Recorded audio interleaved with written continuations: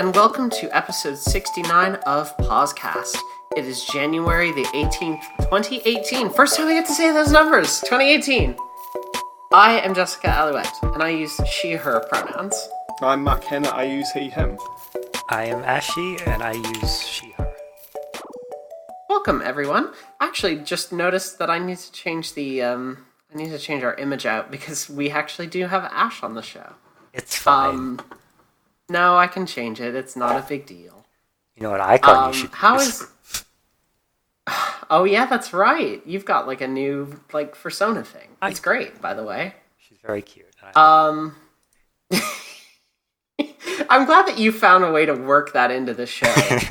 Just like, hey, let's all talk about my furry for like a second here. Can we do that? Yeah, I've just been going door to door, being like, hey, have you seen her yet? Yeah. So it's 2018. 2017 has passed us by, and now it's time to talk about some of the best things that we played in 2017. We can talk about some of the best things we played in 2018, though, because we've got probably some stuff to talk about. Who do we want to start with? Mark or Ashe? Who wants to go first and talk about the games that you've been playing these past couple weeks? I can go first, because I've got a nice, concise answer. I have played one game the past couple of weeks, and I've played it to completion. Okay. So, while I was away on holiday, I played through Uncharted 4, which we've talked about, and when I came home, I borrowed Uncharted The Lost Legacy from my brother, and I played that accidentally in one sitting when I got back to Auckland, because I have my own PlayStation 4 now. And I thought, I'll try this. And then I finished it 6.5 hours later, not really having meant to do it all in one go. But I really enjoyed it. It was really cool. I had the same kind of experience with Uncharted 3, where I sat down with that game at one point, and I was just like, I guess I've finished this now. Weird. Yeah, I think I did that one over a weekend or something. I did that one quite quickly as well. Yeah. Lost Legacy was super good. I finished it a couple of weeks ago, and it's still one of the prettiest games. Uncharted 4 is just gorgeous. But yeah, I really need to get into playing that game. It seems like it's super good. The chemistry between Chloe and Nadine. It was really good, and it was also really good.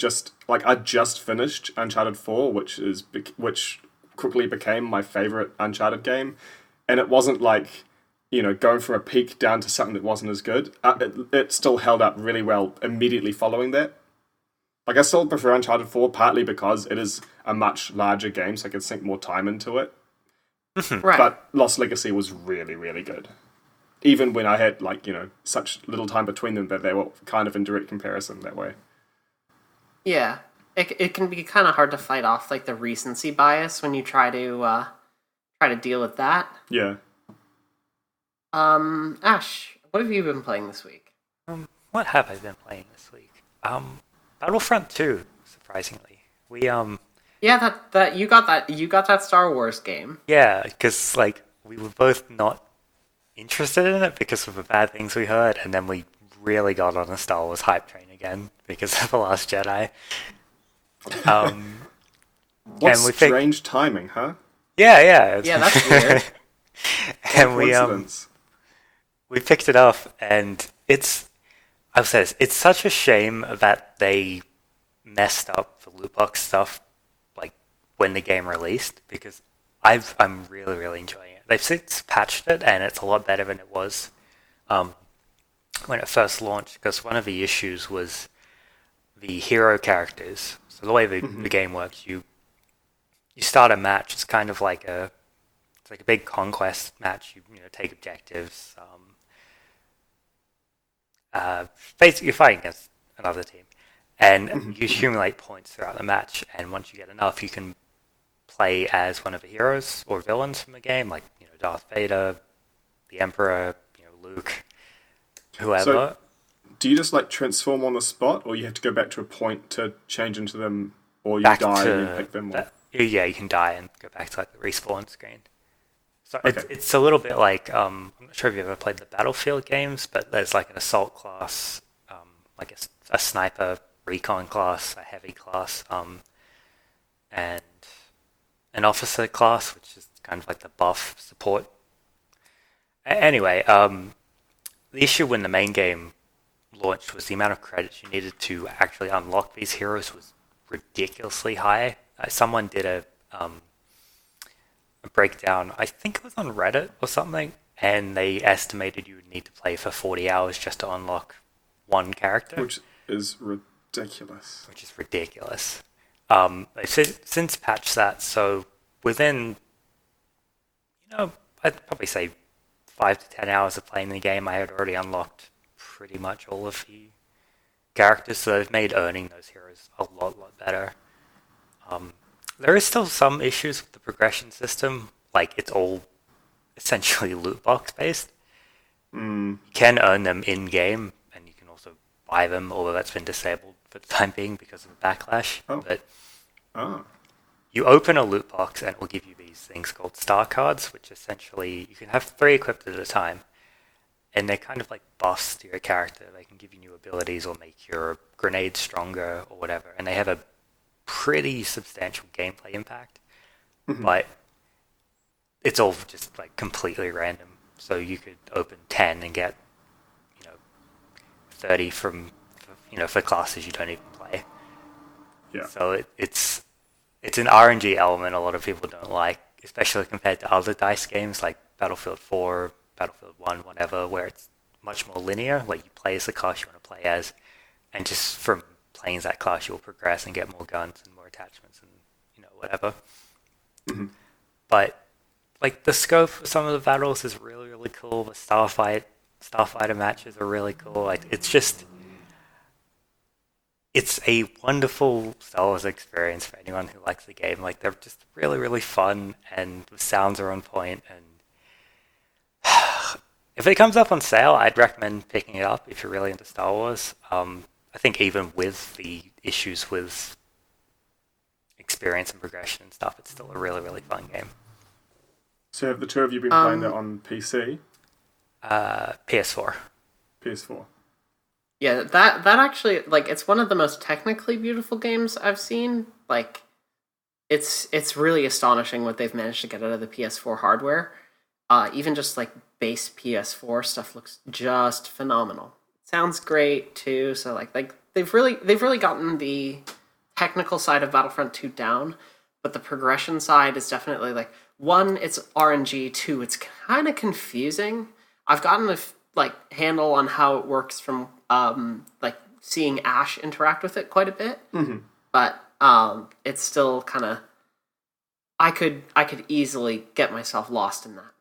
And you can do the Palpatine crazy corkscrew spin jump like he does in in Revenge of the Sith. So that's also a big selling point in my opinion. I'll talk about what I've been playing this week as well. Yeah, please.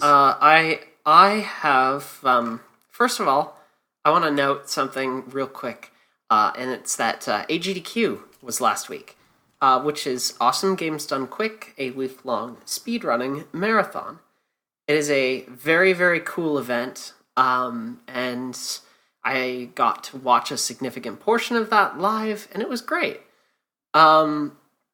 It also, as these events tend to do, renewed my interest in like getting into running games very, very fast. So I played something that isn't necessarily about that, and then I made it about that. I played... Have you heard of Ruiner? I haven't. It is a dual-stick, top-down cyberpunk shooter. Or have I? Is that... I think I talked about it at one point because I think I talked about really enjoying the visual design of that game. Is this just from like what I'd seen? Is this the one with the dude with the white beard? No, this is the one with the dude with the mask. The like LED mask. Okay, maybe I'm thinking of a different one. You must be. I don't know what the hell you're thinking. No, there's one that I've seen on Steam. Gizmo, buddy. Okay, yeah, you can go my lap. There's one I've seen on Steam where there's like buff old dude. I couldn't remember what it was called. I don't know offhand. No, neither. Okay. It's another top-down, actiony kind of game. Yeah, I played Ruiner. That game was really, really enjoyable, even if it's like... I feel like the story was ultimately kind of muddled, but ultimately I really enjoyed kind of playing it, and I managed to clear through it in about 4 hours, so I did it in one sitting. That's fairly short. 4 hours to yeah, finish. It was... Well, I was also, like... I found a couple ways to make that game go very fast. Oh, of course, you were just saying that you were trying to go as fast as you could, so I guess I I wasn't even trying to do that. Okay. I just, like, found ways to make it go fast, and I was thinking about, oh, hey, I can, like... If I optimize how I level up a little bit more as well, I can make myself go even faster. Right. Because I found, like, oh, if I just keep using the base gun, it's actually got the most DPS, as long as I'm careful. That's interesting.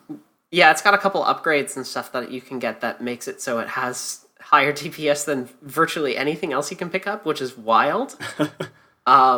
So I've found that out. I found some upgrades for dashing. So, like, there's lots of cool ways to kind of break that game open as a speed game. Mm-hmm. And then I also did further research into that and, like, found the, like, actual speed tech and found the glitches and stuff that people are using. Is this when you run through a wall and stuff?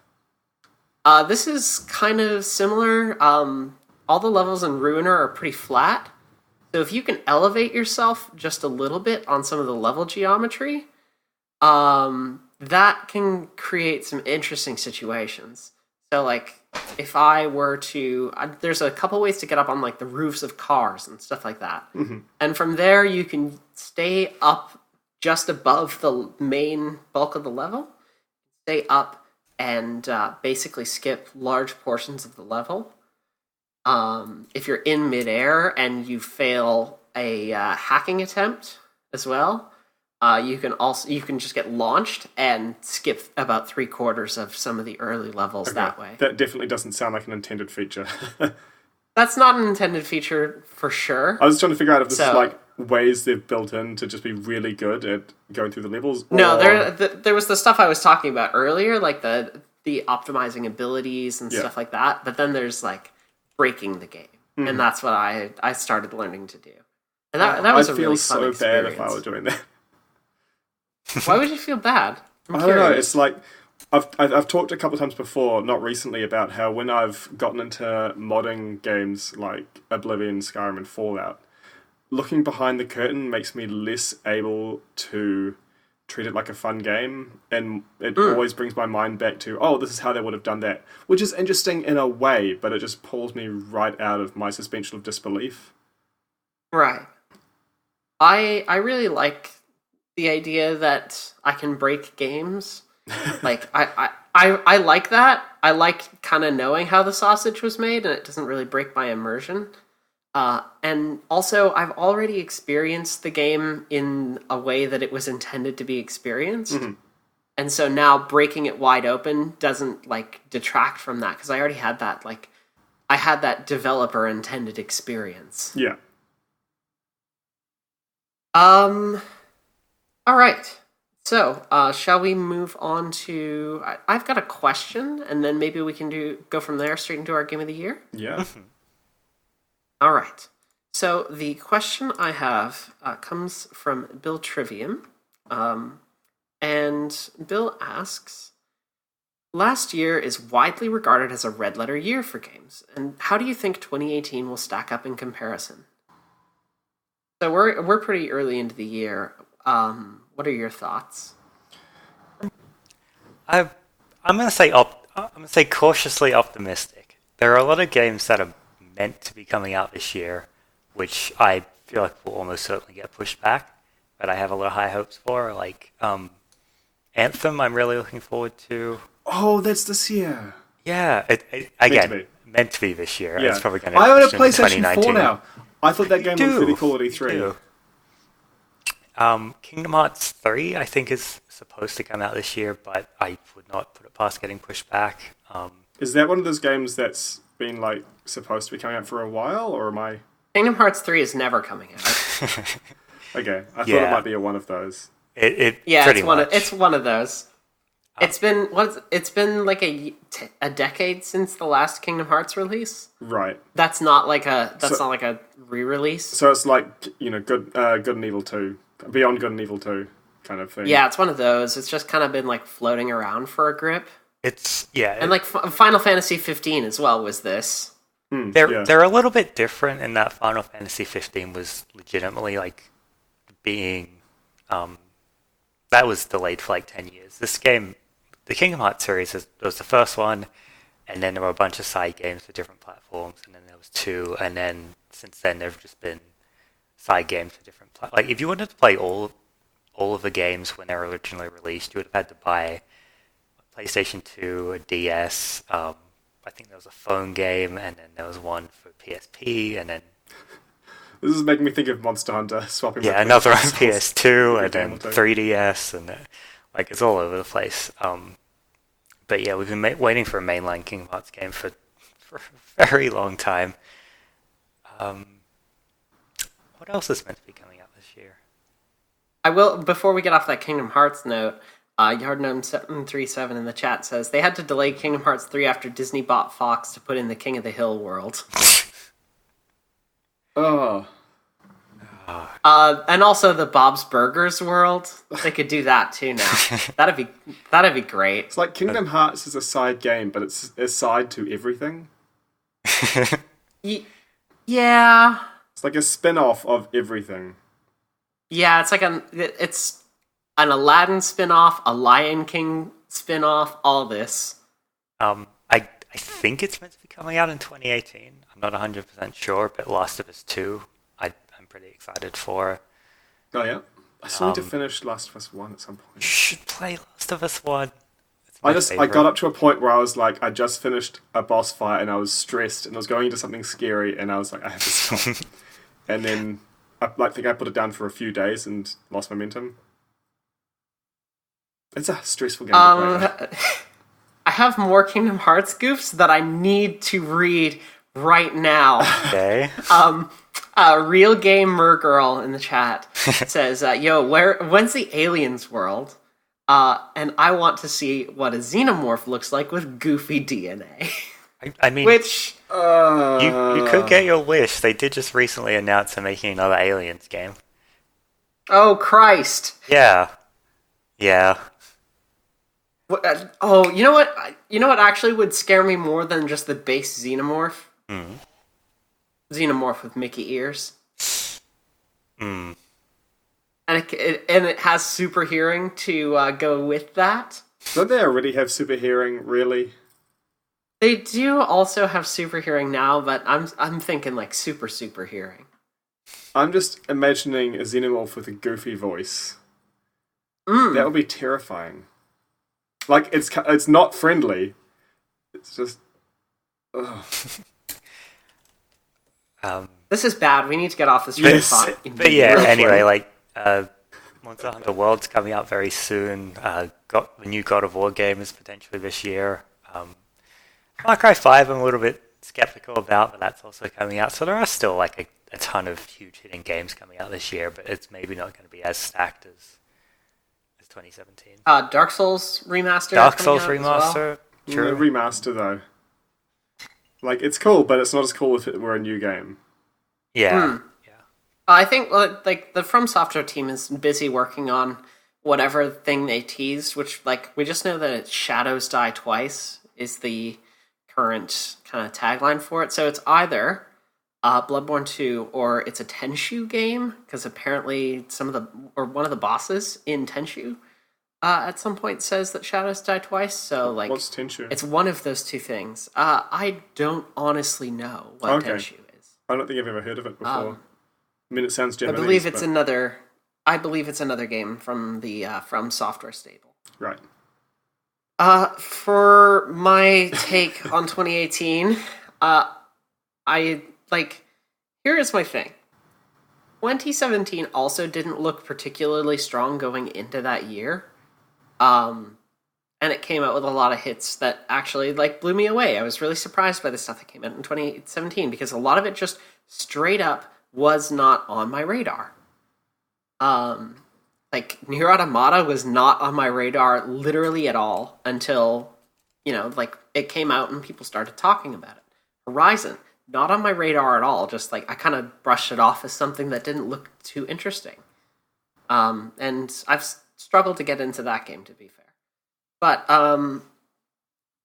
ultimately, kind of 2017 was a lot stronger than I think it looked at the beginning of the year. So coming into 2018, my impression right now is still there's maybe not a lot of stuff for me to get excited about right now. I don't really have anything that I'm super hyped for. Yardnome also points out correctly, in 2017, PUBG took over the world out of nowhere. That True. Happened in March. We had no indication of that at the beginning of the year. So grain of salt. I don't right now. I don't think 2018 is looking particularly strong for me personally. But that could change at the drop of a hat. Sorry? You're looking forward to Ni no Kuni, right? Yeah, I guess Ni no Kuni's coming out, and I don't know. I'm not at levels of hype for that. Monster Hunter World looks great, but I didn't get any hands-on time during the beta because I was just doing other things. Do you know what happens tomorrow though? More beta. Yeah.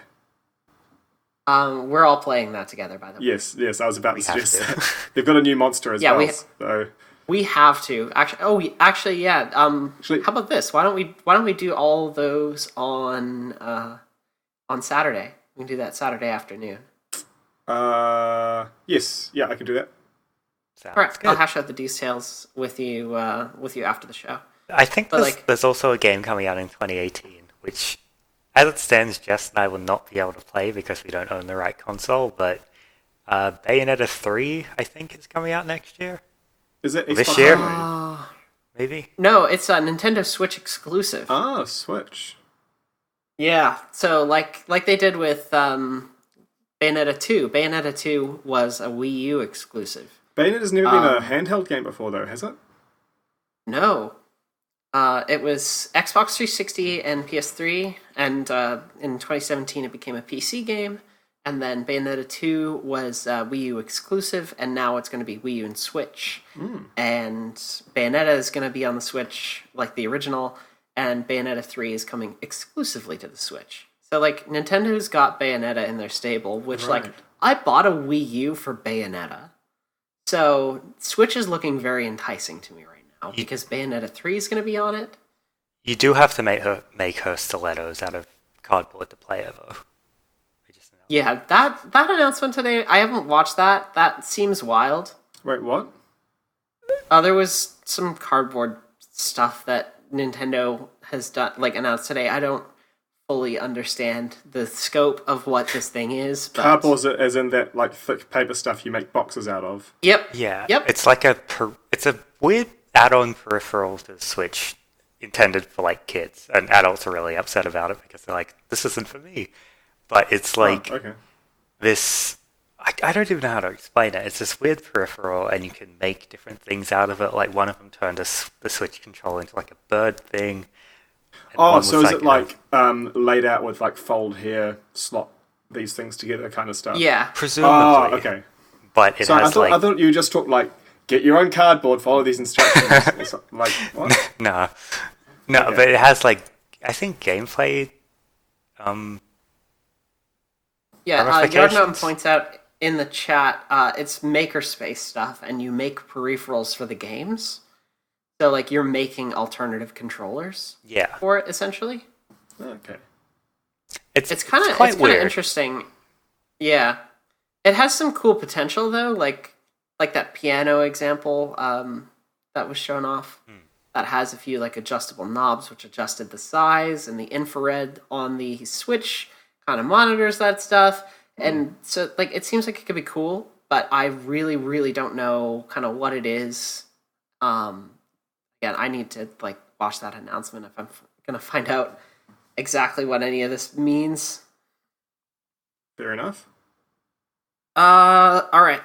I think without further ado, it's time to get into... I have an answer. Oh, yeah, that's right. Yeah.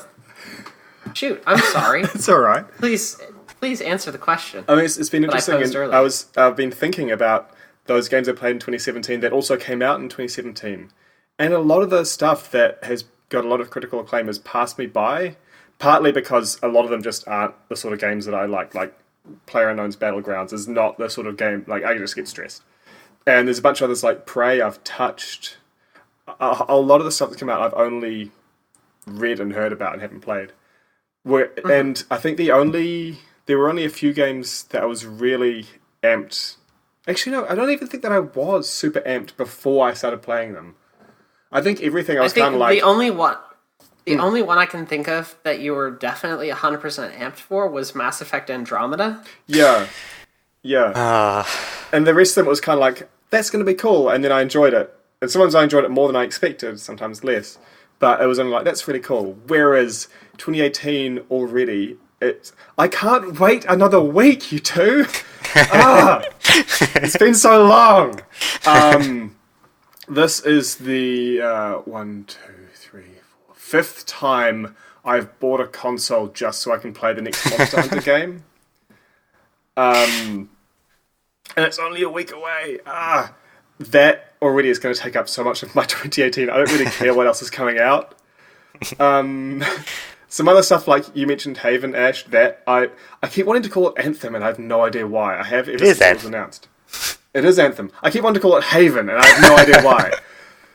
Why do I do this? Something wrong in my head. Anyway, I kind of don't even care what else is coming out aside from Monster Hunter World, because I'm going to be playing that so much for ages.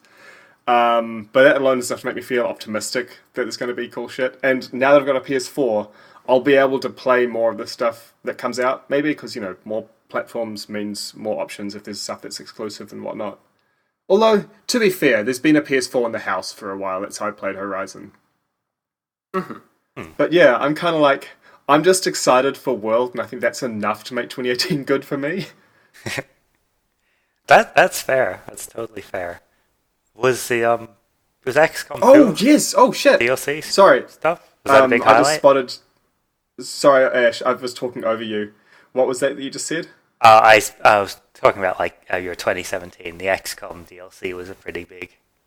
Yeah, it was. That was one that I was looking forward to quite a lot as well. I just spotted, though, Yardknown737 mentioned in the chat that Red Dead Redemption 2 is also meant to be this year. I really enjoyed Red Dead Redemption, so that is actually one that I should look forward to if it is going to come out this year.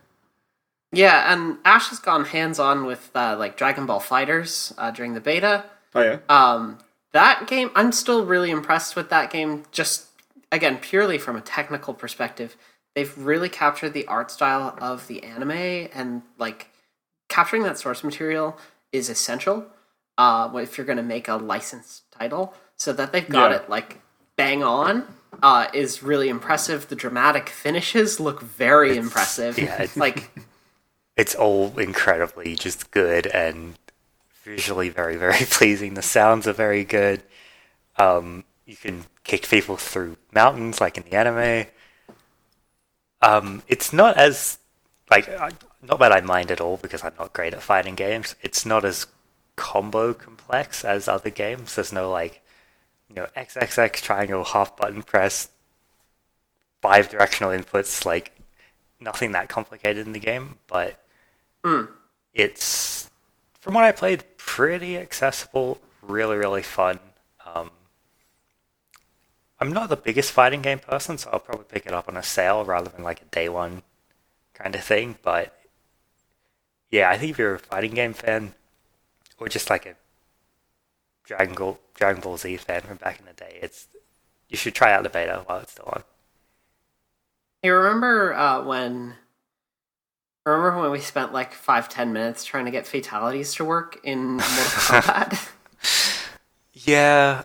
That's the state of fighting games for us right now. that was more us. We don't have a fight stick, so Have I ever told you about the Super Nintendo Dragon Ball Z fighting game that I played when I was a kid? I discovered it when I was finding Super Nintendo ROMs.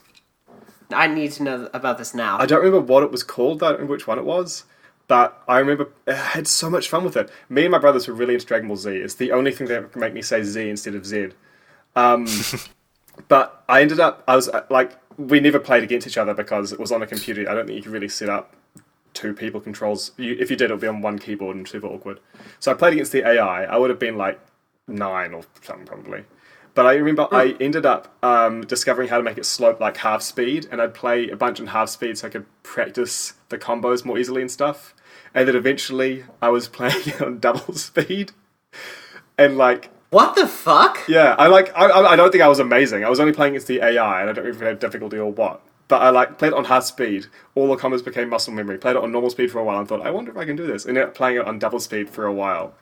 And it was so much fun. I sank so many hours into that game. I think I kept playing as adult Gohan the most. It was really cool though. Like there was like the combos they had tied into the story and stuff, like how Gohan and Piccolo shared a lot of their combo stuff because Piccolo trained Gohan as a kid and stuff like that. Right. It was really neat. I've heard that in this new Dragon Ball Z game there are some things you can put together that will like make story stuff happen. Like if you've got Goku fighting Frieza on Namek, I think they do like the intro where Krillin gets blown up and then Goku goes Super Saiyan before the fight or something. That's so cool to do. Yeah, like Jess and I earlier today watched one of the shit! Yes, sorry. Sorry? Sorry, no, I just spotted Yardim's comment in the chat that I literally trained in the hyperbolic time chamber. Pretty much. Good. Sorry, Ash, you were saying. One of the dramatic finishes, if you are playing as Gohan fighting Cell, you can do it plays out this big, do you remember when Gohan had his arm broken and...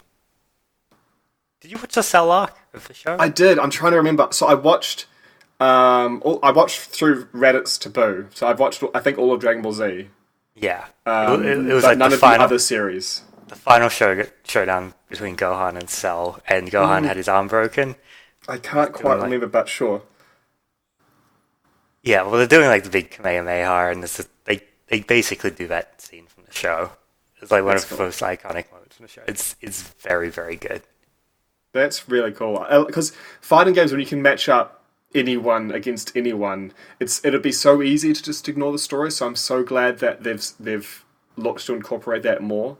Because it's really nice. I've seen there's some characters that I definitely don't recognise because, there's been, like, I think 2 entire series after Dragon Ball Z. There's, like, someone who's a cat person and someone who's blue and all sorts of stuff. And I know there's, like, umpteen levels of Super Saiyan now. They have hair of every sort of colour and length, I'm sure. But it's still real cool. Yeah. It's also worth mentioning it's a 2D or 2.5D fighting game. A lot of the Dragon Ball... It's like 3D made to look 2D, right?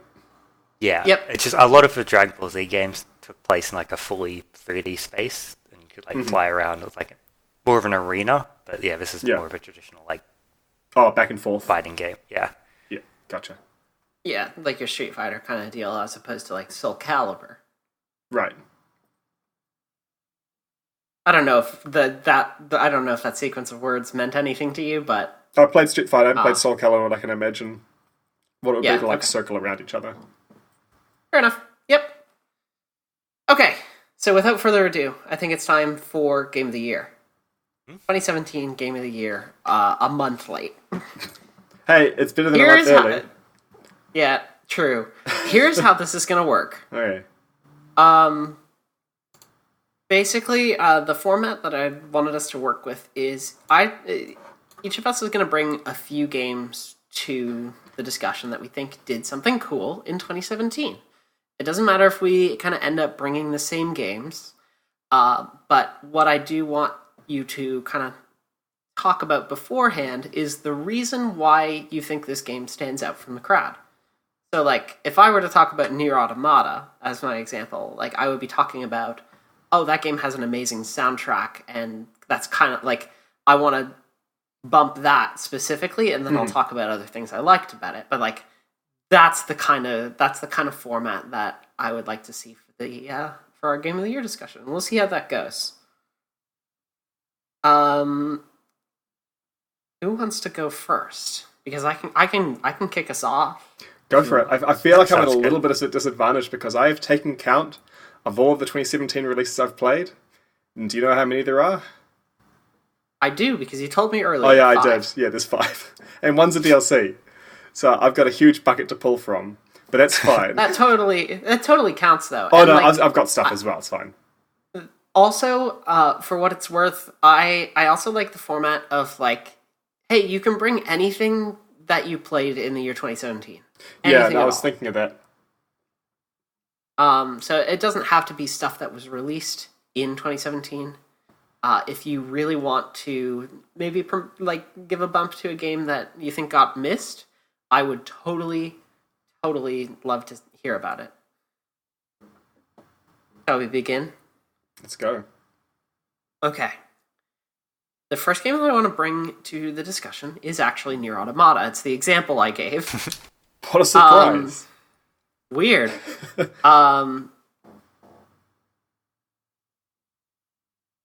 So, Nier Automata has one of the best soundtracks of the year. Easily. No question about it. It's beautiful. Ash explained to me at one point the process for the vocals for all of the tracks in that soundtrack. Which, do you mind telling that story, Ash? Yeah, I can. Put me on the spot. So basically, what it was is the vocalist, whose name I can't actually remember. Might look that up real quick. So they got her to write her own language. Basically, she mixed up a bunch of. She just invented words, and it drew from a bunch of different languages as inspiration, and tried to. The line that stood out to me was, imagine like these languages after 1,000 years of drifting. So it's really creative, like futuristic. Not necessarily doesn't even make sense, but like it's a really, really beautiful sounding vocal performance from her, and it's very fitting with the world because it all takes place. I don't know, several hundred or several thousand years after an event that's happened, and society is very, very different. You can see the ruins of the world, like it's very far in the future, and it's like, hey, what if all these languages were kind of blended and also different? And it's that sort of process makes the soundtrack of that game really, really fascinating. There's some great examples of some downright fucking terrifying sound design in that game that gives me chills every single time I hear it. If you want to know specifically what I'm talking about, it is the opera. It's the opera boss. She kind of, as you enter that scene, she kind of sings a couple of notes as if she were warming up on the stage, and then sings one final note that is combined with a scream, and it is brilliant.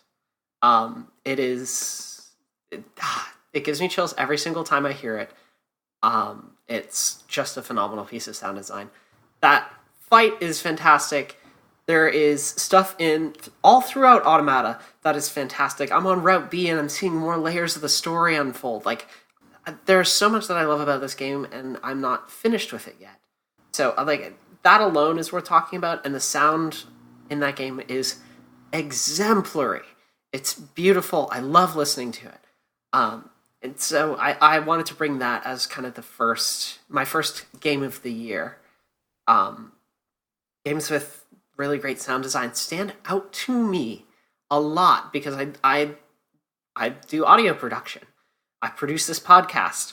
I used to work way more closely with audio.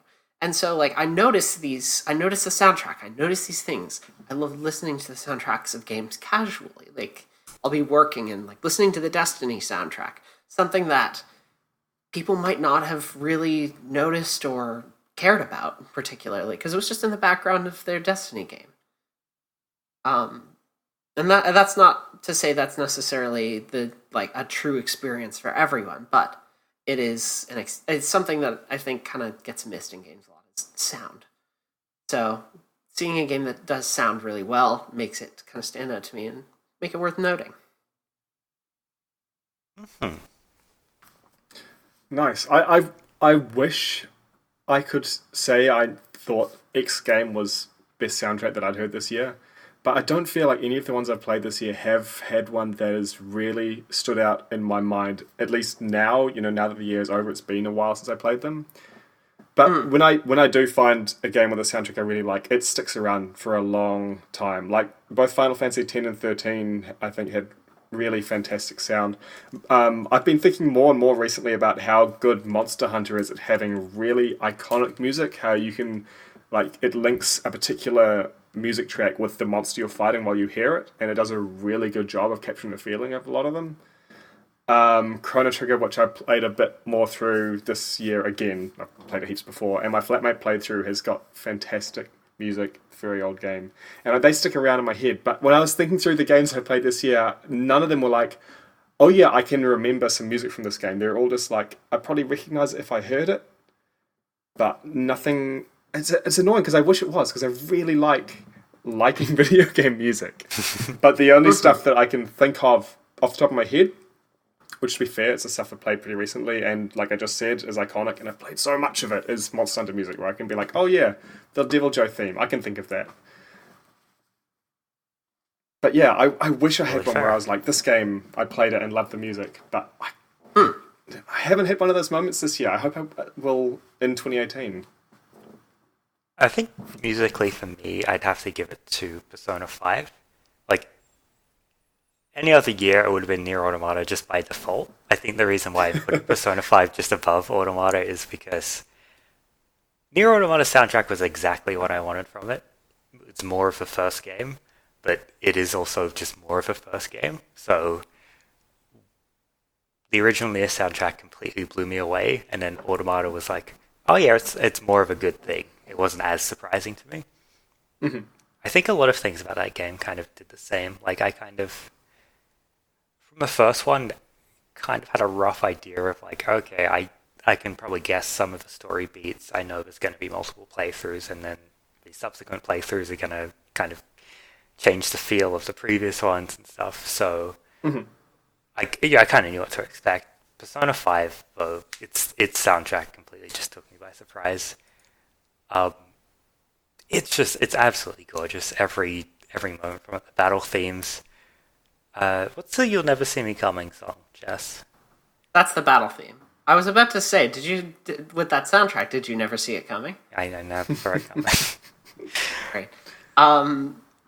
Yeah, by the way, you don't have to use the same categories or have anything to contribute in those categories. I know, it's a good category, so I wanted to comment on it. Yeah, okay. I just wanted to make sure that was it's totally fine if I bring up some obscure detail of a game that did a thing that I really liked, and then you're like, what? I don't know what to do with this. Yeah. Okay. Cool. Who wants to go next? Bring your next game. I could do. One of you go. Yeah, no, or I can pick one of you. I have a coin. No, that's right. I think once we go, we'll just try and go in cycle. So Ashe will go next, and then I'll go, Mark will go, and then Ashe will go. I have a hard time picking categories, so I'm just going to talk about some things I really enjoyed about each of them. But by far and away, my favourite game that I played in 2017 that happens to also come out in 2017 was Horizon Zero Dawn. I love everything about that game. It's so good. I still need to play the DLC at some point. I've been holding off now that I own a PS4 until Monster Hunter's been played a bit, because I don't want to get it right before I know I'm going to dive into a different game, because I don't want to neglect it while it's there. But having played through that game, the gameplay I thought was really good. The progression I thought was exemplary, and I feel like I'm going to be pointing back to it again and again and again as an example of how to do progression really well, so that you get stronger, but everything's still a challenge, and if you're skilled enough at the game, you can beat the hard stuff without having to level up a whole lot. It does so well at giving you progression while keeping it bounded appropriately in a way that I don't think many games have done nearly as well. But there were just some themes in that game that I think were the best, and it's stolen my heart for that. And I don't want to spoil them because some of it comes up really explicitly right at the end, and you should experience it in game. But it's so good. Yeah, I think you and I have talked about our love for the ending quote of that game. Yes, a lot. Yes, that's what I'm thinking of. Just everything about it. So specific. No, it's definitely my overall game of the year. Of the 5 I played, that came out this year, I suppose, as well. But just, I think it did blow me away. I was looking forward to it. I thought it'd be fun to fight some robot dinosaurs. It was a lot more than I had expected in a good way.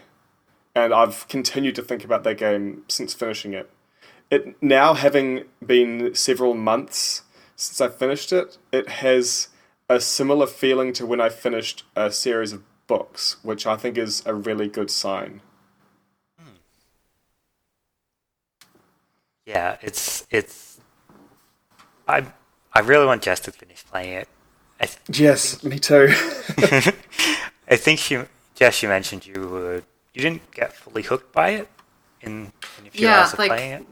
I've really, really struggled with Horizon because I've tried to play it a couple times, and it's just I have a bunch of other games that I'm trying to play, and 2, that game has not gotten its hooks in me in ways that I think I was hoping that it would, and so it's been very difficult for me to get into.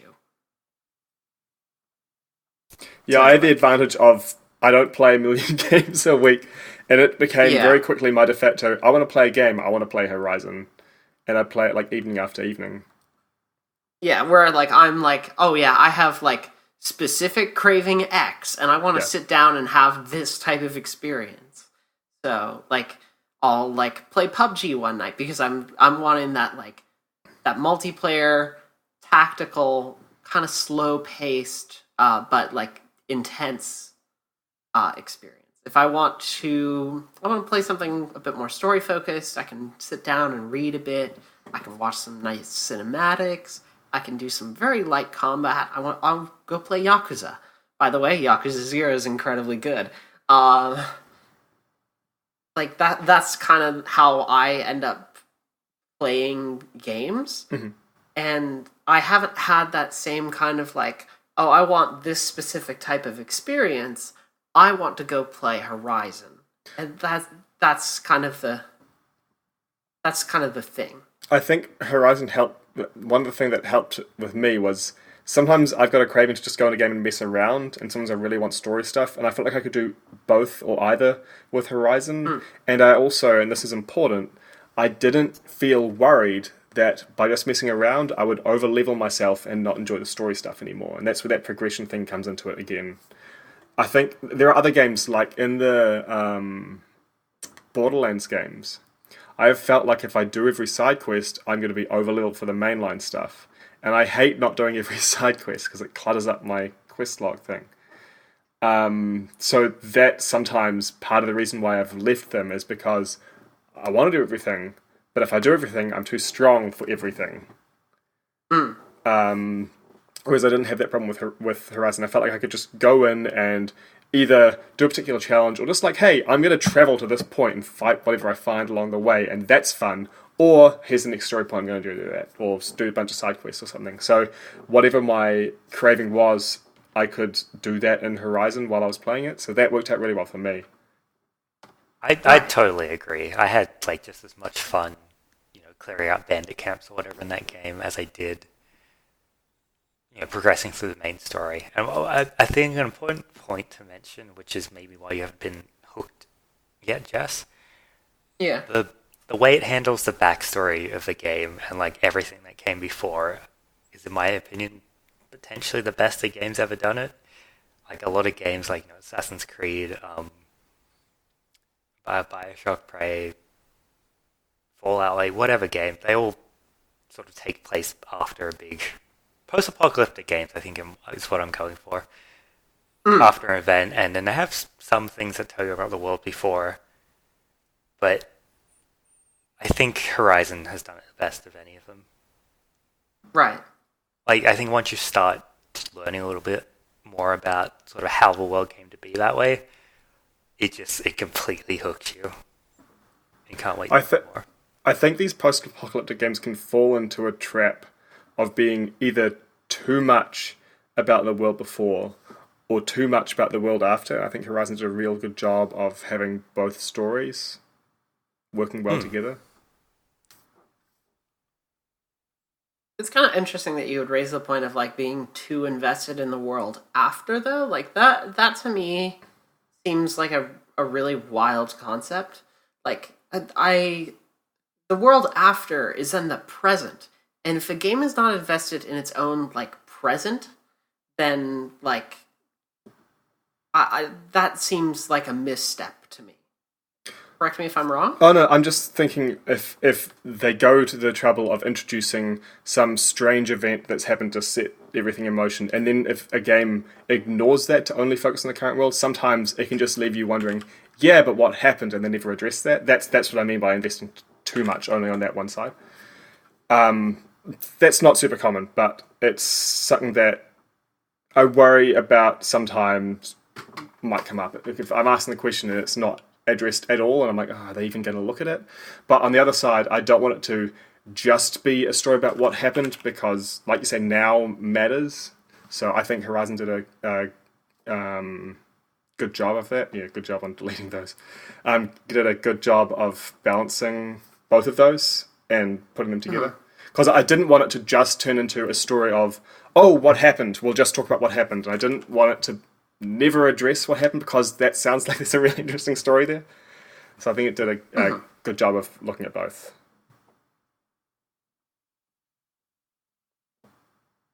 All right. Ash, do you want to bring your first game? Oh God, it's so hard, especially within the parameters. I just need to try and think of something that actually meets what you're saying.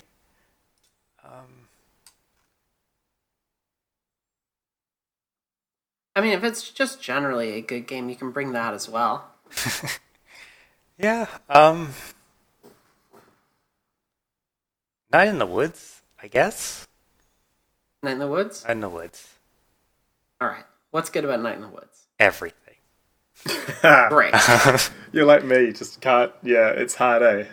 Yeah, it's very hard. It's a game, I think, that's less about the main overall narrative and more about kind of a day-to-day experience of... Jess, why am I talking about this? You should be talking about this. You wrote a good piece about it. I wrote a piece about how I specifically related to May. You can talk about this game. You dug your own grave here, hun. From what I've heard from you two, particularly talking about this game, because I haven't played it, it sounds like it different people are going to relate to it in different ways. So I do want to hear your take on it, Ash. It's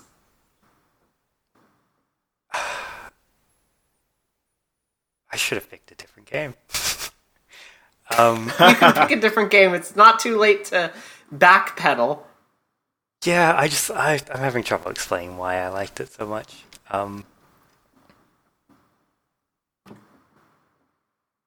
This is why preparing is important. I'll switch to Persona 5. Okay. That was completely unexpected. Jess was bugging me to play that for a long time. Yeah, I was here about how she'd been asking you to play it and you were resisting, and then suddenly you did, and you just played a lot of it, right? Yeah, like I played over 160 hours in that game. I'd never played like it's like an RPG blend with not like a sim. What's the word, Jess? Like the visual novel. And yeah, it's something that I'm super not into normally. Like, there have been a lot of games I've avoided because of the visual novel style. But the way it tackles some pretty heavy issues is done quite deftly, especially considering it's an Atlas game, which is kind of they've dropped the ball a lot on things before, particularly LGBT representation. I've talked about how I hated Persona 4 specifically. Yeah. Yeah, I remember and that. like it does it a little bit in this game as well. Thankfully, not as bad. It's still shitty, but it's with like a gay side couple. They're in the game for about 5 minutes, so they didn't impact upon my enjoyment of the game too much. Right, it's a lot easier to brush aside. Yeah, I think one of the things that made this special, that maybe set it apart from other games, is just like the sheer amount of things you can do. Just how real it felt in terms of a simulation of just like high school, I guess. You could, go to class, or you can go to a cafe and study. I developed a routine. Every Sunday I'd go to a mall and get a juice. And, I might go to the batting cages after school, and I'd plan to go to the movies with my friend if my cat didn't make me go to sleep early. And, like, it sucks you in. If you really take the time to get invested in its systems, you'll be planning out your entire week, entire month even, because there's a calendar in the game. Mm-hmm. Everything's done basically to a calendar. There will always be some event that happens, and it's like, oh, we need to get X done by this date, or something bad, really, really bad is going to happen. And I've never had to plan out my days as much as in a game like this. I really had to go, okay, all right, I'm going to have a test on this date, so I should make sure I study enough to do well at that test. But I also want to hang out with my friends because I really want to learn more about Ryuji's story and how... Yeah, it's just... It really gets you invested in the characters and the world in a way that a lot of games don't. You're really, really, really rewarded for spending time with characters, more so than even Mass Effect games, which have systems like that, or Dragon Age.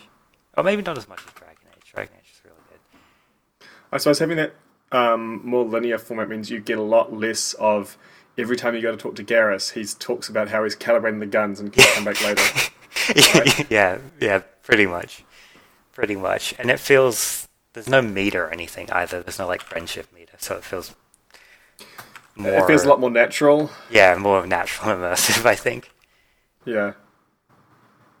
I watched my flatmate play through a bunch of it, particularly the end. I watched a lot of the end of it. Well, close to the end. I definitely see what you mean about the sort of visual novel kind of style to the art direction for that game.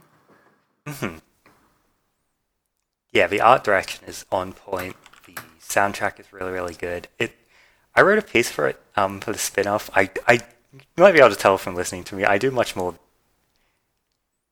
I'm a lot better to read than I am to listen to. I stumble a lot. But a lot of the villains, there was a lecherous gym teacher who was he preys on the female students, and there was a nationalist politician that's incredibly manipulative and just gross, and it felt like a very 2017 game. It's there's a gross capitalist guy who's just willing to who'll exploit his workers and even his own daughter just to get more power, and it's a very 2017 game. Yeah. Millennials versus shitty adults is the overarching theme. That's a good summary of that game, from what I understand of it. It's nice when it can capture that sort of feeling, actually. Yeah, theoretically, it's a game that's written about the spirit of rebellion, and the first persona that you unlock in that game is related to that, again, the spirit of rebellion. Mm-hmm. So there's also an alternate read on that, where it's it's just teens rebelling against the way of the world, even if the way of the world sucks. There is kind of a more cynical reading that you could get out of that, but I don't think that's what the vast majority of people who have played that game have gotten out of it. It's a lot easier to not be cynical when what you're rebelling against really does suck, right? Yeah. It's very much easier to not be cynical when the thing that you're fighting against does suck.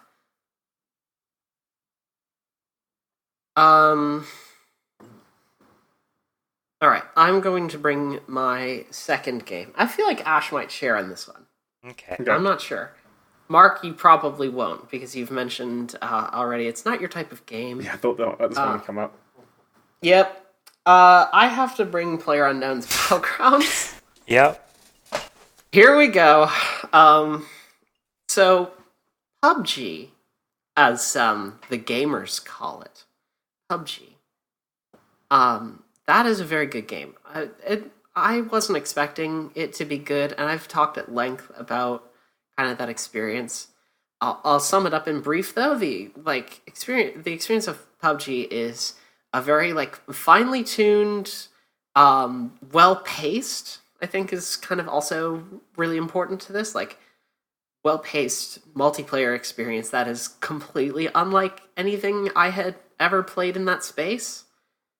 So it was a breath of fresh air. It was something entirely new. It is something that moves, it forces the game to keep moving at a consistent and knowable pace, and it promotes, a massive mastery of space. It is a fascinating game. I have put the most time into PlayerUnknown's Battlegrounds than I have virtually any other game that I own. That game currently clocking in with more than 230 hours on my Steam library, Nice. making it the most played game I have on Steam. Do you reckon it's the most played game of all time for you?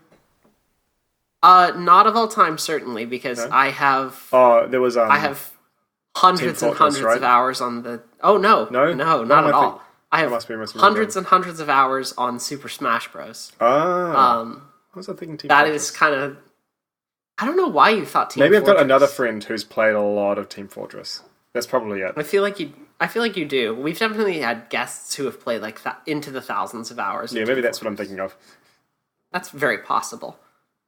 I've played several hundred hours of that. It's good. It's very, very good. Also worth noting in that game, the sound design is also kind of brilliant. It is so reliant on sound and positional sound, to kind of to make that game happen, and keep your awareness up. That is a cool experience. It's something that I think few games can kind of achieve successfully.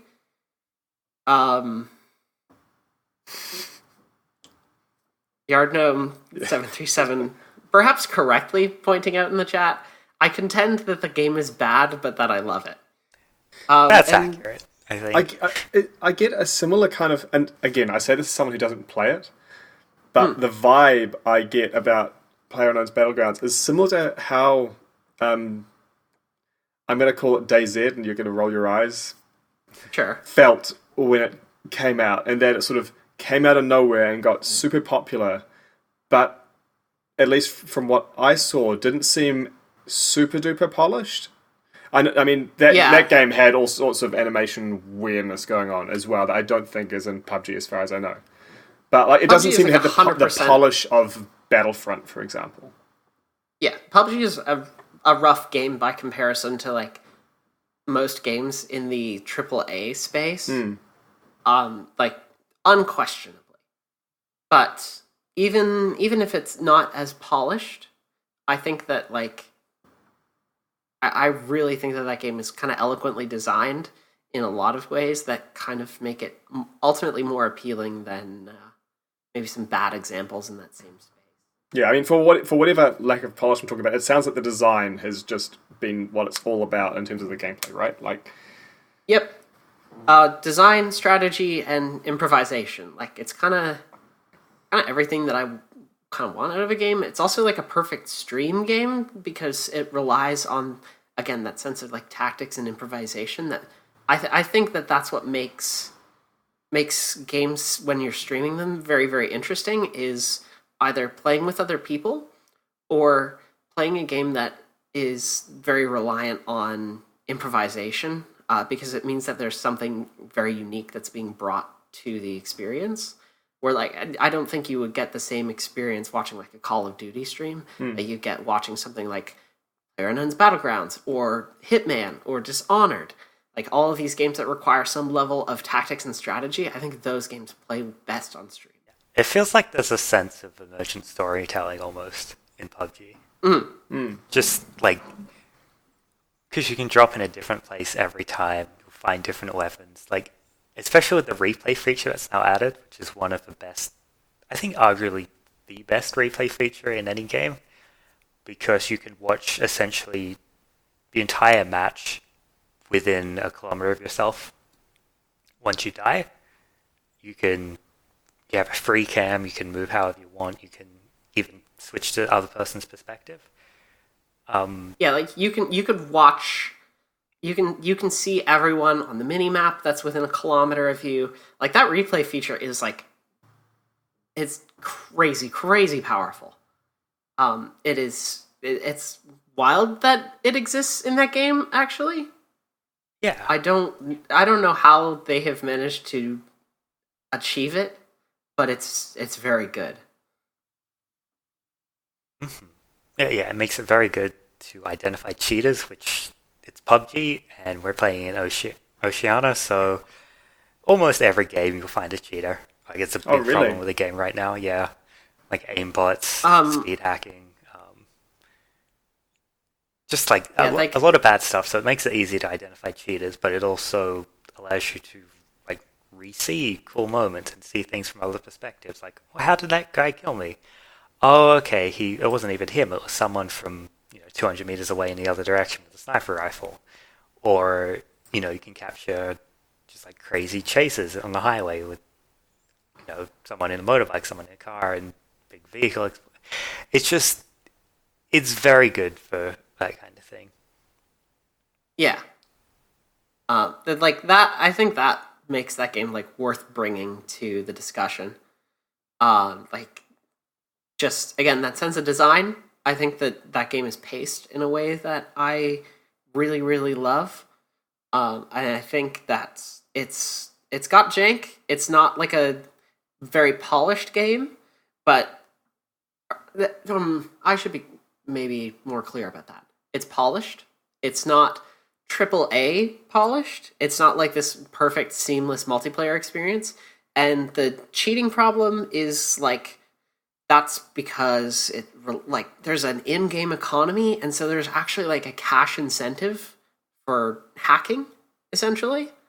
Like, you can get in-game items, and those in-game items have an actual cash value because they can be sold on the Steam marketplace. And so building up the points to get those items, even if you can only get 6 of them per week, that's still a cash incentive to hack the game and get essentially free points for doing nothing.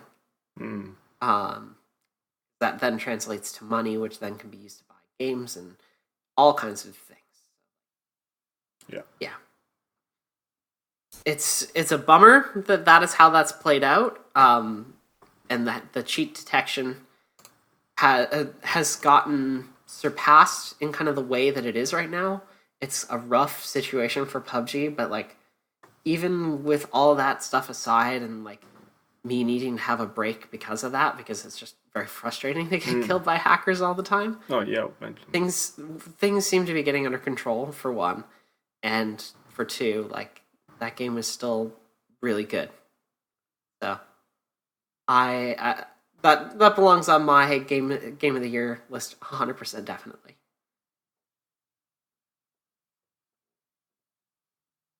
Ash, was that going to go on yours?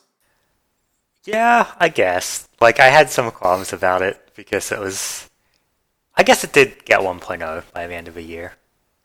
Yep, it was officially out by the end of the year.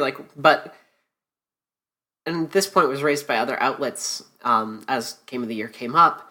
But like, if a game is out and in early access, do reviews need to still happen? does it matter for Game of the Year if it's not in 1.0 by the end of the year? Like, I think the answer is no to that latter question. Like, I think that reviews might be a little bit excessive because the game is technically not finished. But the fact that it's playable also makes it kind of worth, not a full review, but maybe just a look. Yeah. Makes it worth looking at, and makes it worth publications covering it, and makes it worth being part of Game of the Year discussion. My position would be it's worthy of consideration, but shouldn't necessarily win. I think calling a game early access when it's been number one on Steam for who knows how long and has millions of people playing it at once, calling it early access is bullshit. Sure, they call it 1.0 now that it's out. It's been out for a while. Yeah. That's the point that the publications that, like, Polygon was making the case for. This game is out. Like, you can play it, you can buy it. That's what makes it valid for the Game of the Year discussions. Even if it doesn't hit an official release, that game is playable. Yeah, I mean, games get patched after release. When you decide to say it's 1.0, that doesn't... I think it's silly to just say it's not out, it's early access, when it clearly is. There's even a joke about, like, Final Fantasy 15. That game is about to get a significant patch called the Royal Edition, which is going to add several features. The Royal Edition is going to add all of the DLCs to that game. For free? I'm not sure about that. Don't quote me. I'm wondering, because that means I might get to play them. If I go back to it. All of the point is that, like, a new edition of that game is being released. It's coming with all the DLCs. It's coming with a whole bunch of new features, and, like, there's a joke about it being that, this is Final Fantasy 15 1.0. It's been in early access all this time. Yeah, but, like, I think the broader point that you were maybe trying to make is, like, 1.0 doesn't really mean anything. Yeah. And early access also doesn't mean anything because games are maintained well beyond their launch. Like, Destiny 2, right now, for all our misgivings about that game, Ashe, looking at you. For all our misgivings about that game, or potential misgivings about that game is still, like, that game is now, in its current state, fundamentally, well, maybe not fundamentally, but it is significantly different from its base release. That game has changed quite significantly. Destiny, the original release, like, that original release was maybe not good, and then, like, after a couple of years, that game was so radically transformed that you wouldn't recognize it from the original. These are, like, there were fundamental changes to the design of that game that were made, and so 1.0 doesn't really mean anything. Like, other games are doing this all the time. There is new features and new patches and stuff that is changing in games beyond launch to a point where, like, it really doesn't mean anything. Yeah. Yeah, I don't know. I guess my thing was, like, as much as I liked it, as much as I've played of it, as much as I will continue to play of it, for the majority of the year, it was still just one map. It's kind of buggy, a lot of features that weren't in the game, big cheating problem.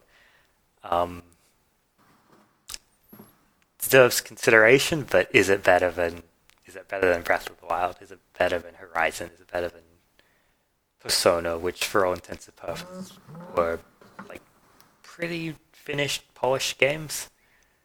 Like, I don't really know how to explain it. I think it's deserves consideration, deserves to be on an end of year list, but personally I couldn't put it above any of those games just because of the state that it was in for most of the year. It feels kind of experimental still, eh? Yeah, that kind of thing. Yeah, and, like, that's fine. It's not just it's not a bad thing. It sets it quite apart.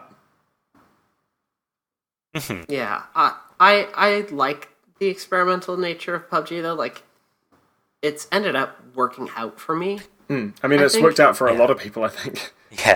Yeah. So, like, I think that is, I think that's kind of what has made that game notable for me. I'm looking in our in Discord chat, by the way. I've been informed that one of our listeners has drawn Xenomorph Mickey Mouse, but it's pretty awful. Oh no. Oh no. So we will never see it, but Xenomorph Mickey Mouse exists somewhere in someone's brain and somewhere on a like Canvas file. Good. And do you know what's worse? I wanted everyone to know that. It exists now. Do you know what that means? Oh no. What does it mean? I need to know. You know about Rule 34 of the internet. Oh Christ! You fuck. Hey, I didn't. I didn't make it exist. Suck. You fucking suck. Oh. Invoking. Oh. Okay, we need to get off the subject. Okay, I've got something. Great. Bring it. Of two of the 2017 games that I've played, there are two that I think have a really strong like comparison between them, I suppose. Sure. And that is XCOM 2 War of the Chosen, which I know only the DLC is new, but still. And Middle-earth Shadow of War, because I think... Like, I was looking forward to both of those. I was impressed by War of the Chosen, and I was unimpressed and disappointed by Shadow of War. And I think that War of the Chosen had exactly what Shadow of War lacked. In that... so, Shadow of War, if I were to sum it up now, it's more of the same, bigger, and you're an asshole. Whereas... This was the case in Shadow of Mordor. Continue. But it wasn't... You couldn't be more of the same then, because the same didn't exist yet. So it was fresh and new. Oh, I was just meaning that you're an asshole component. Yeah, but you're a worse asshole now. I've talked about it. Whereas War of the Chosen, as a follow-up to a previous game, which they both are, did a much better job of actually adding new and interesting shit instead of just being more of the same and you're an asshole. You weren't even an asshole in War of the Chosen. It was great. I think it still lacks in its end game. I've talked about that, but the way it added new features that changed the way you play the game, gave you new abilities and ways to use them, and just enhanced its capacity for generating stories, which is what both of these games are about, in my opinion. Shadow of War is made to generate all these little stories. They're what matter, not whatever crap they wrote.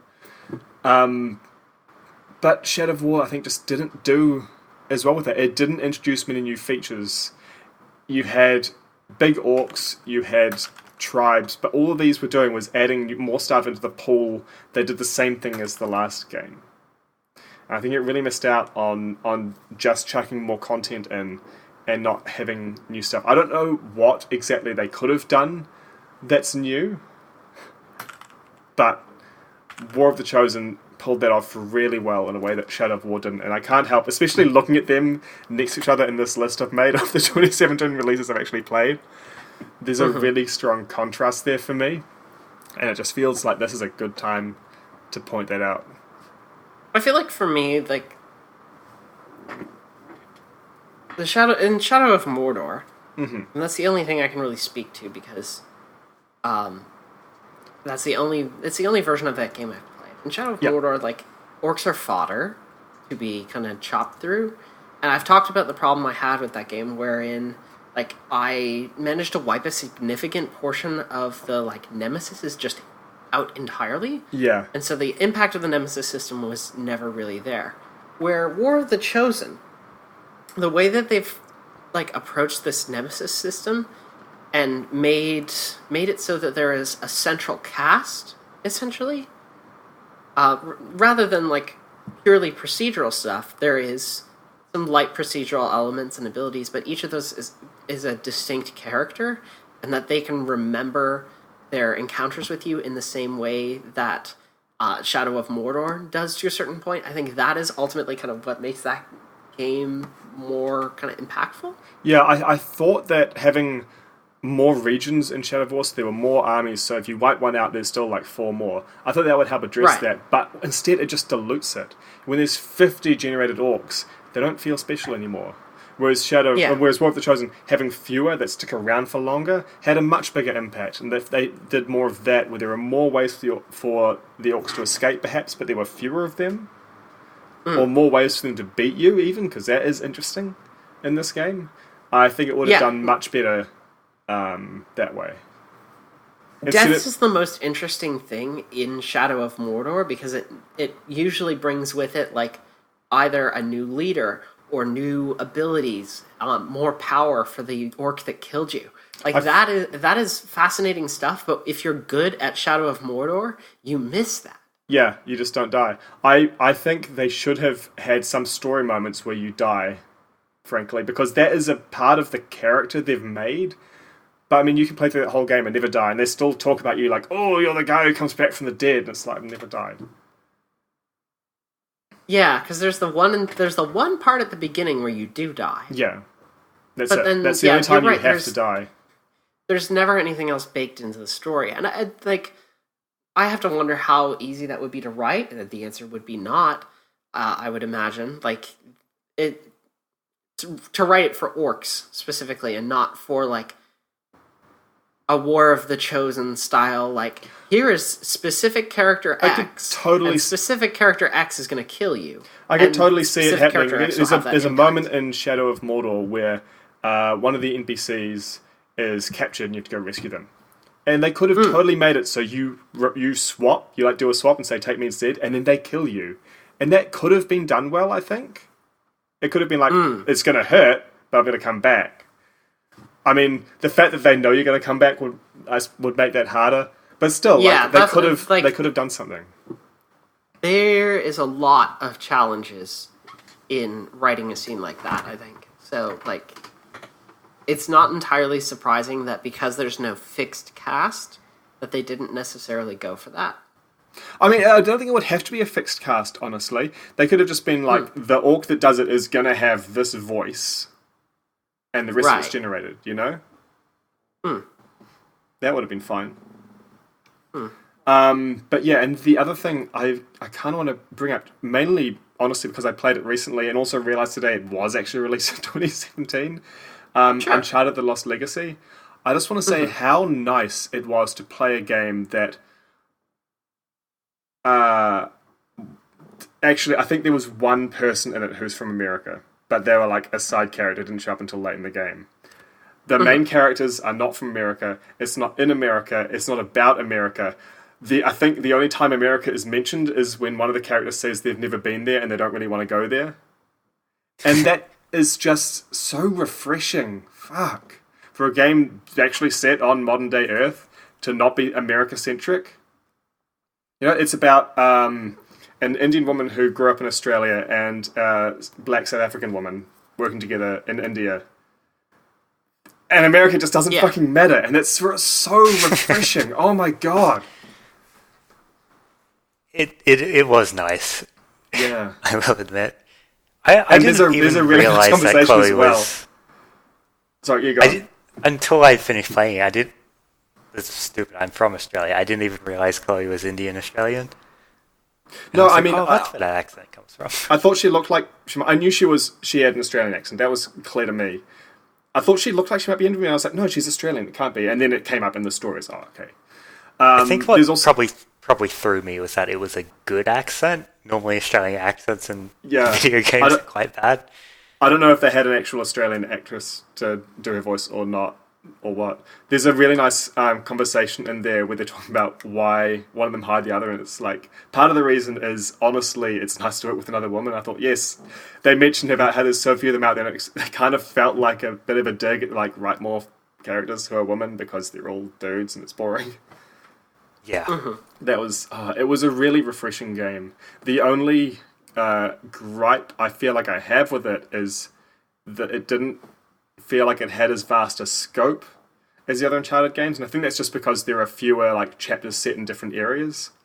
I don't think they needed to leave the country, but if they travelled around a bit more between sections, I thought that could have helped that. There's one particular moment which made it feel really small to me, but I don't want to spoil it for people who haven't played it. But yeah, it was such a... Curious to know which moment that was. I can mention it with a spoiler warning. Jess, have you played it? Do you want to stop listening? I have not. Do you want to stop listening and Ash can tell you when to start again or something? Give us 15 seconds. I don't know that that'll... no. That's not going to play well on the... That's not going to play well on the podcast, I don't think. So let's not. All good. Because I would also have to... I would have to edit that later as well. I'll DM you after the show, Ash, or something. Yeah, sounds good. Actually, no, I'll just DM you now. It's fine. Okay. Fucking should I move on to my third game? Because you've brought three now, Mark. Yeah, sorry, I just kind of lumped them all in there. No, that's fine. That is, like, I don't mind that we've, like... I mean, I brought one for Ashe, technically. Yeah, I'll say one very quickly. Resident Evil 7. Huge surprise. Very, very good. Because I actually also played Resident Evil 4 for the first time this year, and that game sucks. Like, I can see... take it as a product of its time. I can see how hugely influential it was to third-person horror games. Like, you can feel its influences in Dead Space and others.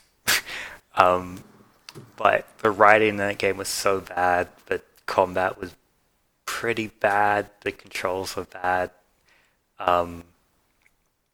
It was just not a good game. I started playing Resident Evil 5, and the controls are a little bit better, but that's about it. I'm not really liking the characters very much, and Yadno was saying Resident Evil 4 is flawless. There are a lot of companion missions in that game with, I forget what that girl's name is, but I had to look it up afterwards. She is an adult, technically. She looks like she's 15, and there are a lot of, like, upskirt shots of her that made me very uncomfortable. But yeah, I've never really been a fan of Resident Evil games. Though I'm sure, like, the originals are probably good. I should go back and play them at some point. But the reputation of that series had kind of wasn't super well received with Resident Evil 6, I don't think. So this is that the one with the giraffe? Was there a giraffe in Resident Evil 6? In the logo. I'm not not sure. There's a giraffe. Yeah, no, its logo's a giraffe. I just looked it up. What? Yeah.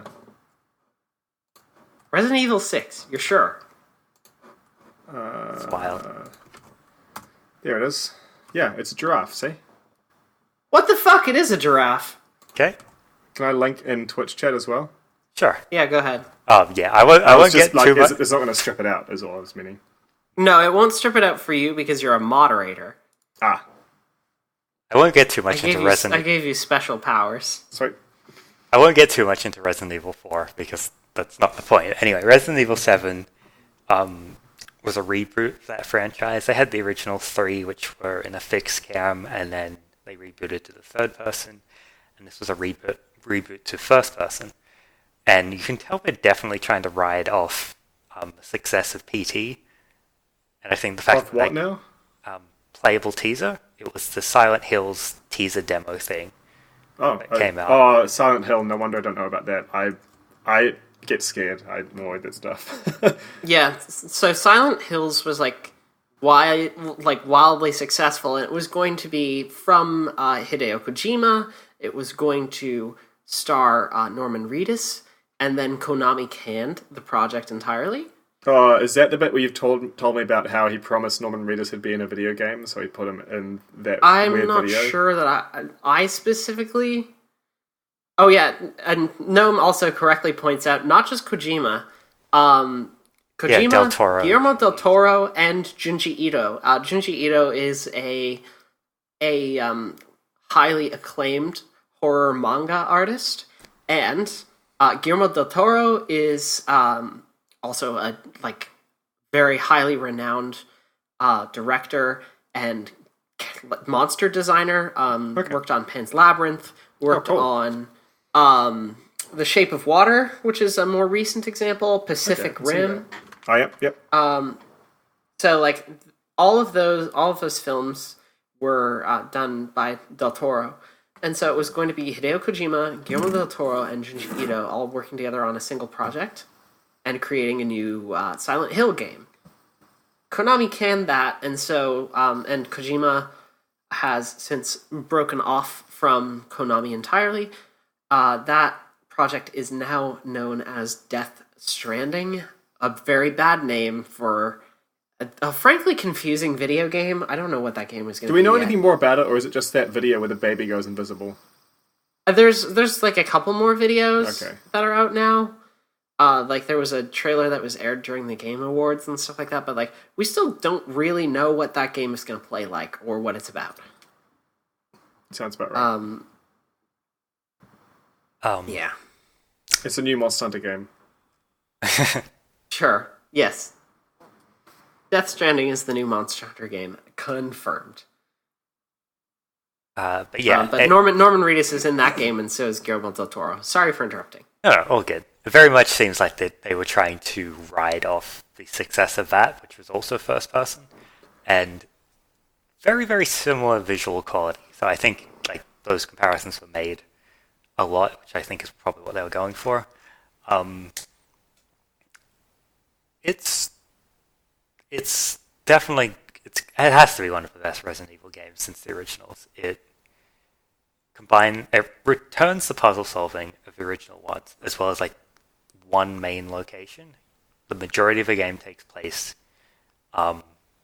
in two houses, two big mansions, and has all the old school puzzle solving from the other games.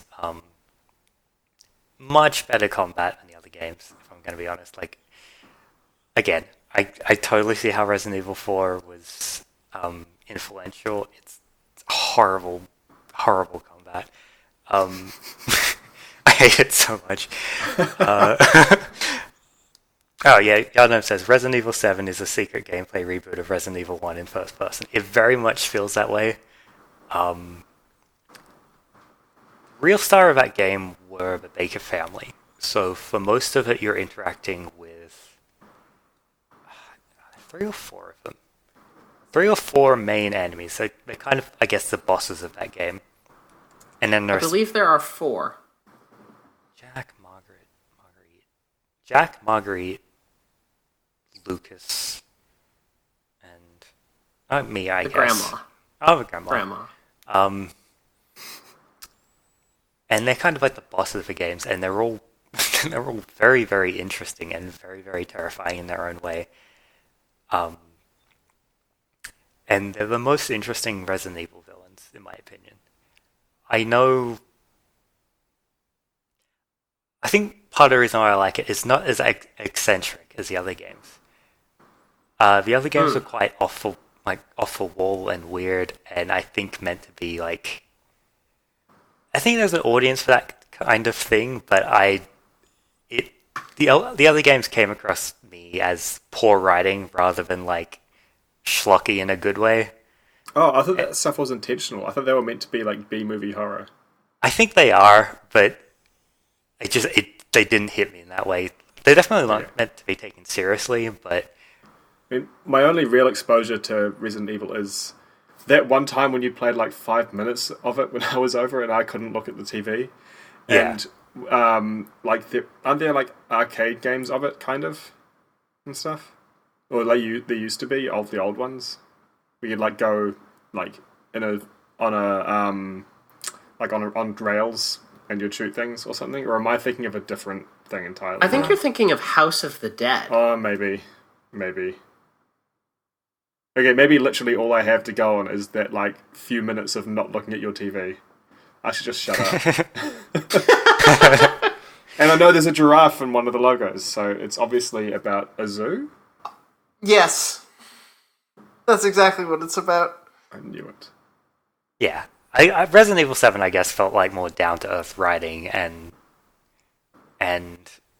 it made it a lot more enjoyable to me. I don't dislike kind of the schlocky B stuff. Like Evil Within 2, for example, came out this year, and that went pretty heavy on the cheese in a really good way. The older games just kind of struck me as bad writing, if I'm going to be honest. Do you feel like it makes it like more obvious that it's going heavy on the cheese and like it's going heavy on references in a way that maybe like Resident Evil 4 doesn't make that immediately apparent? Because I feel like that might be the maybe that's what's kind of doing it for you. Like, The Evil Within 2 has a line within it in which they reference the title of the fucking game. Yeah. So, like, it makes it very kind of obvious, oh, we're playing around. We know what the fourth wall is. I think that maybe RE4 does not. Okay. Yeah. I think that makes it very easy to understand where you're coming from in terms of the writing then, because, like, yeah, the intent of something like Resident Evil 4 may very well be schlocky B writing. Like, Just Cause, I think, also does this. Oh yeah, Just Cause is absolutely a B action movie. Yeah, but, like, you could very easily miss it, I think. I did miss it at first, and then once it was pointed out to me, I couldn't not see it. Yeah, no, I totally... I think I'm in the same boat. Like, in Just Cause 2, it was not totally apparent that it was, like, B-movie writing. So it was just like, oh, the story's kind of bad, but there's some fun moments in it. Yeah. But then when it was pointed out, it's like, huh, yeah, it is very much that, huh? Yeah. And it made Just Cause 3 more enjoyable. Yeah, I've definitely enjoyed it more knowing that and treating it that way and expecting that.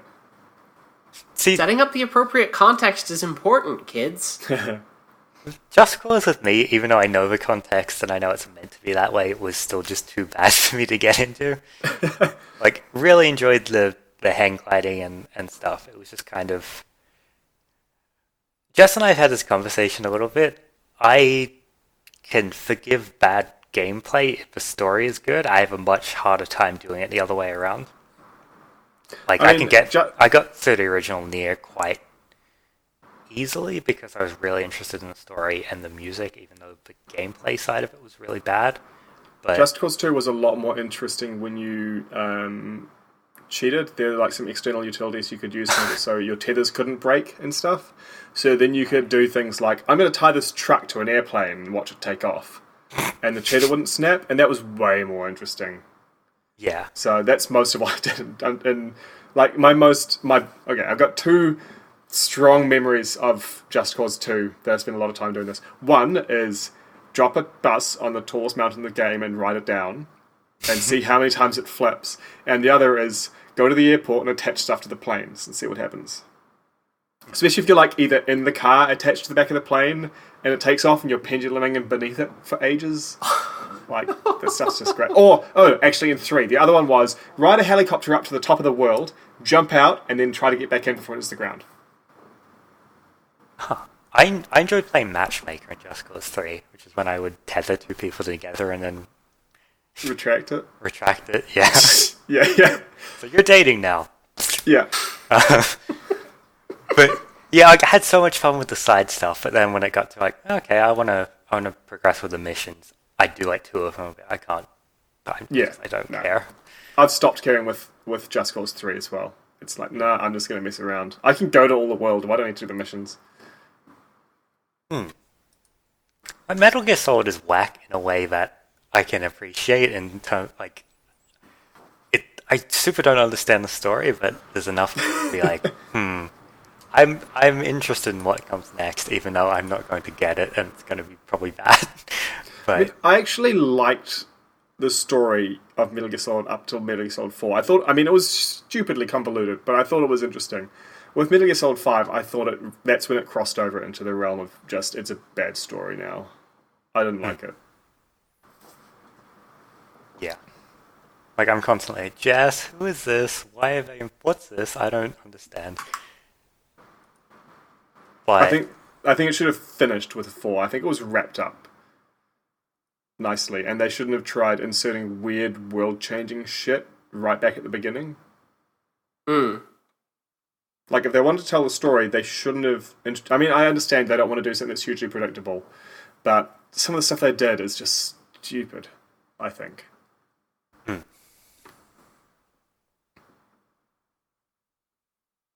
On that note, I think that's going to do it for our discussion and for the show. Is that okay with everyone? Yeah, that sounds great. I'll just do a quick mention. I came back to Dying Light again this year. I think I did like 2 full playthroughs this year. All in the multiplayer. I did one with my flatmate and one with you, and I've had such a blast coming back to the game for the multiplayer. So, although it didn't come out this year, I feel it's worth a mention because I've gotten so much out of it. Yeah. That's maybe a good ending. What's a game that you played this year that wasn't, but it wasn't released this year, Jess, that you would shout out and say, hey, go play this? Torchlight 2, unquestionably. Nice. That game was really good. I really like the aesthetic of that game. And it's really unfortunate, but Runic Games closed down this year, unfortunately. Oh, yeah. So I hope those folks have gotten jobs. The work that was done on Torchlight 2 is really, really great. I highly recommend that game. It is an absolute blast to play, and like even now, I'm playing Diablo 3 right now. I'm looking back at Torchlight 2 and being like, I like the way that this did this much, much better. So, yeah. Do you know when the next Diablo season is? Not sure. Okay. I did actually start up a seasonal, by the way, and I'm up to about level 40. Oh, yeah. When the next season starts, we should play through the season together if we can. Yeah. I think you've mentioned that to me before. Yes, we should. All right. Thank you very much for listening to the 69th episode of PauseCast. If you like what you heard and would like to support the show, there's a few ways you can do that. First of all, you can follow us on Twitter at PauseCast Show. You can find us on iTunes or on your podcast catcher of choice and give us a rating or a review. It helps us out a lot. If you'd like to financially support the show, you can go to patreon.com/PauseCastShow, and that will let you support the show by throwing a couple dollars at us each month. People who do that get a shout out on the show and early access to special episodes when we do them. Thank you very much to our patrons, Laminated Moth, PD, Ashe. Oh, that's weird. Who's Ashe? Residoke, Noah Holmes, Alodrain, Tara, Mary Jen, and Sammy for their continuing support of the show. Thank you so much. Let's see. What else do I have to... Oh, if you want to help out the show by giving us some more stuff to talk about, you can email us, pausecastshow@gmail.com, with your questions, and we'll answer them each week. Yeah, that's always fun. Please do send us questions. Yes. Ash, where can people find you online? At the Queerest Deer on Twitter. Mark, where can people find you online? I'm on Twitter at Honest Universe, and I write on a blog as well, though it's not about video games, at honestuniverse.com. And you can find me online at bird.school or at cockatielcutie. You can also find me at maximumgun.org, where I stream a few times every week. Thank you to Leon for the use of our theme song, Honey Milk Island. You can find Leon's music at soundcloud.com/LEYAWN. And that is it for episode 69 of PauseCast. Thank you so much. Can I plug something real quick? Yeah, sure. Absolutely. This isn't something I'm involved with. This is just something that there it is. This is just something that I think our listeners will like because they're all cool geeks. You might know about this, you might not. There's a really cool weekly Dungeons & Dragons show called Critical Role, which has been going for a long time. It's a bunch of voice actors playing, they stream it. And they've just recently started a fresh new campaign, so if you don't want to have to watch 300 hours to catch up, you can start now. I watched the live stream a week ago. It was really cool. They do it on Thursdays in the States, so it tends to be Fridays in New Zealand.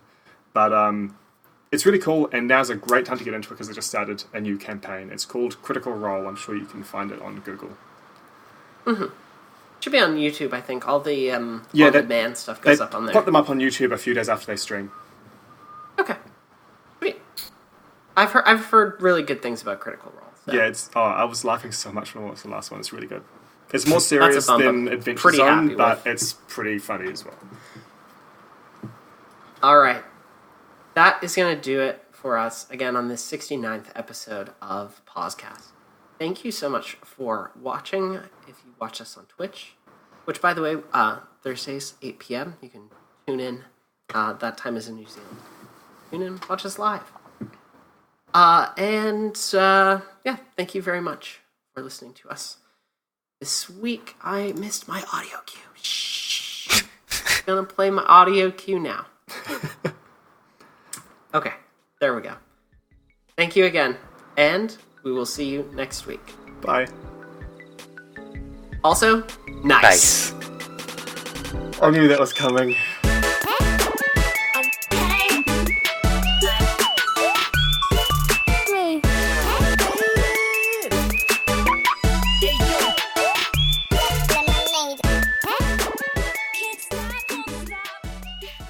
Okay, audio cues played out. Now we can talk about this.